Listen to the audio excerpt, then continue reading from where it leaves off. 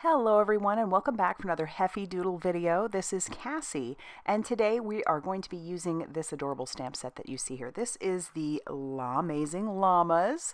I love the little llamas on there and we do have the matching dies. Those llamas just have my heart. They're so stinking cute.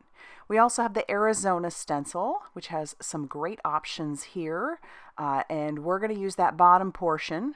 We also have some alcohol marker friendly cardstock because, as you guessed it, we're going to be doing some alcohol marker coloring. So I'll pull out the scrap that I have and I'm going to pull out a couple of our llamas. This card's actually going to be fairly simple, but with the background we end up making, it will be quite dramatic. So I'm going to ink up my images with some alcohol friendly ink, stamp that down, and then we'll get to coloring. And like I said, the coloring is pretty simple as well.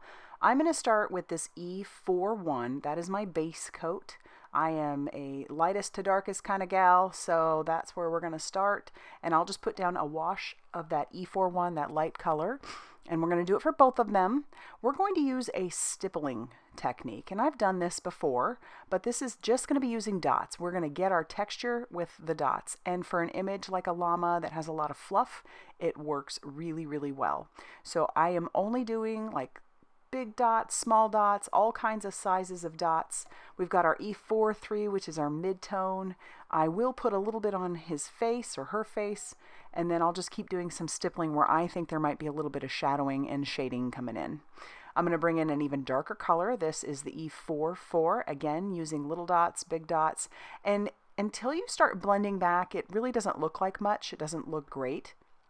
But so we've come in with our E44, and then we're going to go backwards. So I'll do our E43. We'll do a little bit more stippling. That kind of blends out that E44 just a little bit. And then we'll come in with our E41, and we'll do some stippling with that as well. We didn't start like that. We put that down as a base coat, but using this as some stippling in the end does a lot. It does, I mean, it just really makes it pop and makes it look like those little llamas are super fluffy. And then we'll add a little dot for his cheeks, and then we'll get ready to do some die cutting. So I'll pull out the matching dies and my Heffy Doodle mini die cutting machine. Y'all know I love it.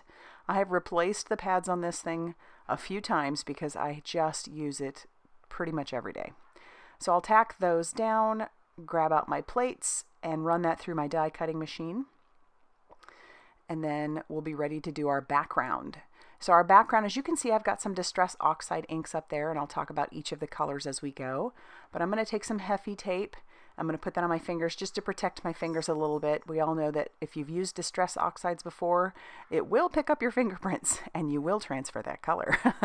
So I'm going to start with some fossilized amber, and I'll blend that not all the way at the bottom because I'm going to do something different at the bottom. But then we're going to come in with that, and I don't know if I pronounce it correctly, KITSCH Flamingo. It is a very light pink. It's really nice. It blends well with our fossilized amber. And then I'm going to come in with our fossilized amber again. These oxides just blend like butter. I know you've heard that before, but they do. And then I'll come in with a darker pink. That darker pink is the Picked Raspberry. And we'll blend that right into our KITSCH Flamingo. And then we'll come in with that KITSCH Flamingo or KITSCH, I can't, like I said, I don't know if I'm pronouncing it correctly. And then we'll blend that back a little bit more. Now we're going to bring in that Villainous Potion, which is such a beautiful purple for the top here. I'm trying to make like a winter desert scene. And these colors, after it's all said and done, do well. It's interesting as you're blending how it looks like 4 different colors that you're trying to make work, but you just keep working it, and then it's your last bits and touches that really make it pop. So I'll come in with a little bit more of that Villainous Potion, and then we're going to bring in our stencil after I clean up my mess. So I've cleaned up my mess. My stencil, once again, is the Arizona Stencil. I'm going to bring in a little bit more of that Heffy tape because I'm deciding where exactly I want my stencil to go, but I don't want it to move. I want those to be fairly crisp lines. So we're going to tack that down. And then we're going to come in with some black soot distress ink, not the Distress Oxide. I find that the Distress Oxide has a little bit of a grayish tinge to it, so I want it to be just like a really crisp black and blend beautifully, and Distress ink does. So the Black Soot Distress ink blends beautifully right on top of these oxides, no problem whatsoever, and it gives me this really nice black background. Check it out. It's not there yet. It's starting to look like it, but it's not there yet. So I am going to take a little bit that's left on the brush, maybe even pop it on my pad a little bit more, and just blend that all along the edges. It frames it up a little bit more, and then it really gives that darkened top area, which I love.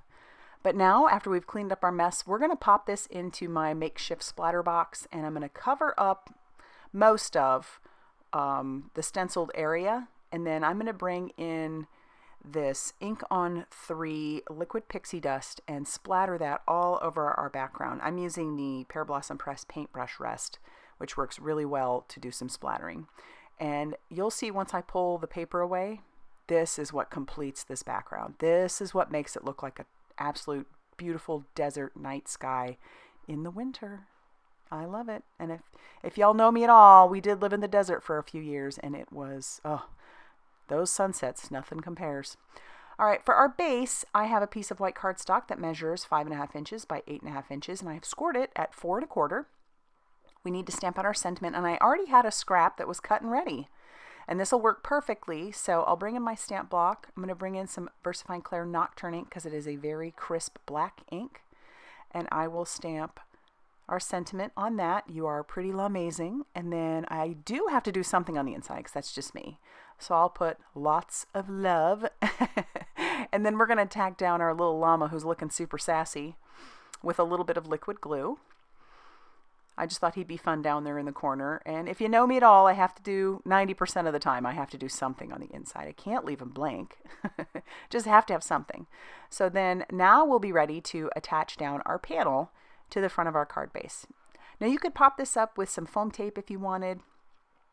But I'm going to hit this with my heat tool before I do anything. I want to make sure that that is nice and dry.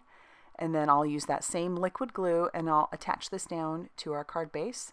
I had trimmed that card panel down to 4 inches by 5 1/4. That's why you see that nice white border. I thought that would really make it pop. And then we're just going to attach this piece to the upper left-hand corner and lining that up on my glass mat, trying to make sure that's straight. I'll let that dry a few seconds and we'll put our llama down. He's just sitting there enjoying the sunset. We'll flip this over and trim off any of our excess.